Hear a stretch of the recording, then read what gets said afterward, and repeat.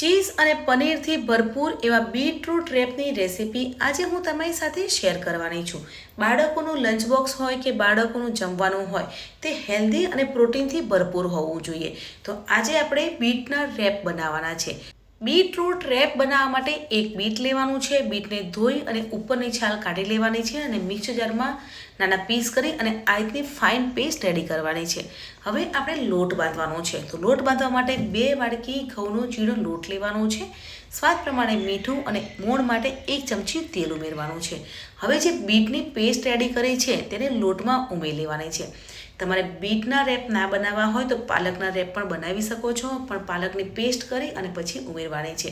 આજે આપણે બીટના રેપ બનાવીએ છીએ એટલે બીટની પેસ્ટ કરી છે અને તેને લોટમાં ઉમેરી દીધી છે. તમારે વધારે પેસ્ટ ઉમેરવી હોય તો પણ ઉમેરી શકો છો. હવે 1 ચમચી તલ ઉમેરવાના છે અને લોટ બાંધવાનો છે. જેમ રોટલીનો લોટ બાંધીએ છીએ તે રીતે લોટ બાંધી લઈશું. થોડું પાણી ઉમેરતા જવાનું છે અને સોફ્ટ લોટ બાંધી લઈશું. તો અહીંયા મેં બીટનો લોટ છે તે બાંધી લીધો છે. આજે આપણે બાળકો માટે બીટરૂટ રેપ બનાવીએ છીએ. તો રેપ બનાવવા માટે સ્ટફિંગ રેડી કરવાનું છે. તો સ્ટફિંગ બનાવવા માટે પેનમાં 1 ચમચી તેલ લેવાનું છે. તેલ ગરમ થઈ જાય એટલે 2 લીલા મરચાં ચોપ કર્યા છે તે ઉમેરી અને સાંતળવાના છે. હવે આજે આપણે સ્ટફિંગ બનાવીએ છીએ તેમાં તમારા બાળકોને જે પણ શાકભાજી ભાવતા હોય તે તમે લઈ શકો છો. અહીંયા મેં ડુંગળી, ગાજર, કેપ્સિકમ, ટામેટું સાથે મેં કેબેજ અને સ્વીટ કોર્ન લીધા છે. સ્વીટ કોર્નને બોઇલ કરી અને પછી ઉમેરવાના છે. હવે બધા શાકભાજીને મિક્સ કરી લેવાનું છે અને મીઠું ઉમેરવાનું છે. મીઠું ઉમેરવાથી શાકભાજી છે તે સરસ એવા સોફ્ટ થઈ જશે. હવે ઢાંકણ ઢાંકી અને 2 મિનિટ માટે થવા દઈશું. શાકભાજીને વધારે પણ કૂક નથી કરવાનું, થોડો ક્રન્ચી ટેસ્ટ આવે તેવા થવા દેવાના છે. એટલે 2 મિનિટ માટે જ આપણે કૂક થવા દઈશું. અહીંયા મેં પનીરને નાના પીસીસમાં કટ કરી દીધા છે તે ઉમેરી લેવાના છે. સાથે બોઇલ કરેલા સ્વીટ કોર્નને ઉમેરી અને સાથે મિક્સ કરી લઈશું. ફ્રેન્ડ્સ, સ્વીટ કોર્નને બોઇલ કરીને પછી જ ઉમેરવાના છે અને પનીર તમારે વધારે અને ઓછું કરવું હોય તો પણ કરી શકો છો. હવે 1 ચમચી ઓરેગાનો ઉમેરવાનો છે અને અડધી ચમચી ચીલી ફ્લેક્સ ઉમેરવાનો છે. ઓરેગાનોની ફ્લેવર રેપમાં બહુ સરસ લાગે છે એટલે તમે ઓરેગાનો વધારે એડ કરવો હોય તો પણ કરી શકો છો.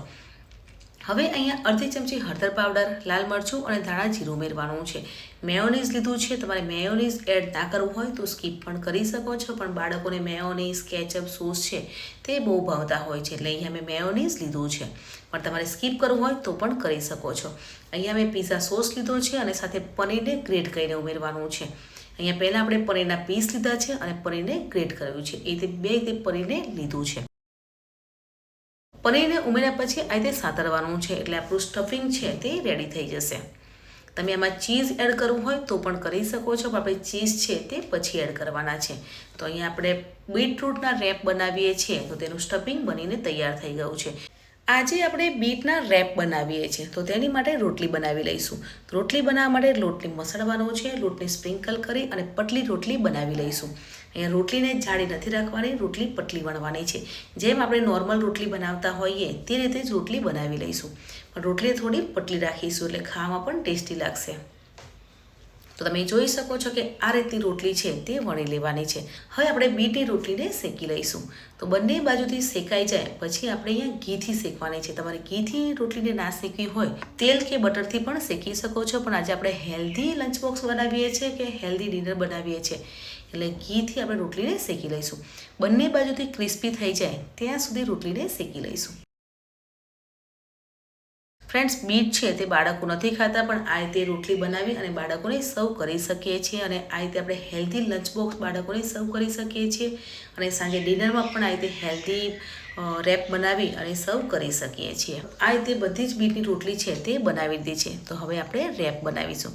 તો રેપ બનાવવા માટે બીટની રોટલી પર મેયોનીઝ લગાવવાનું છે અને પિઝા સોસ એડ કર્યો છે. તમારે મેયોનીઝ ના લેવું હોય તો સ્કીપ પણ કરી શકો છો. હવે બંને સોસને સાઈડે લગાવી લેવાનું છે. હવે અહીંયા મેં કેબેજને ચોપ કર્યું છે તે ઉમેરવાનું છે. બીટને પણ આ રીતે ગ્રેટ કર્યું છે તેને પણ ઉમેરી અને જે સ્ટફિંગ રેડી કર્યું છે તેને ઉપર મૂકી દઈશું. હવે બાળકોને ચીઝ અને પનીર તો બહુ જ ભાવતું હોય છે એટલે ઉપરથી ચીઝ સ્પ્રિંકલ કરવાનું છે અને તમે ઉપરથી ઓરેગાનો પણ સ્પ્રિંકલ કરી શકો છો અને ચાટ મસાલો પણ સ્પ્રિંકલ કરી શકો છો. તો બાળકો માટે હેલ્ધી અને ટેસ્ટી એવા બીટના રેપ બનીને તૈયાર થઈ ગયા છે. તો તેને સર્વ કરીશું.